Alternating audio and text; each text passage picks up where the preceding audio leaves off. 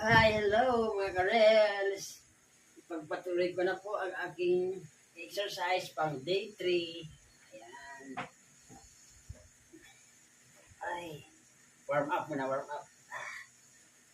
Kasi kakaiba din yung bubuhatin ko ngayon. Hindi na naman galon. Kung hindi, empty ng tangke ng gas. Ayan guys. Alam, may gas pa yan pa. Wala, empty. Empty, mayroon pa rin yan. Okay, mag-alala, nakasara yan. Meron pa rin. May konti pa yan. Okay, ready? 3 sets ulit. 12 repetitions. 1,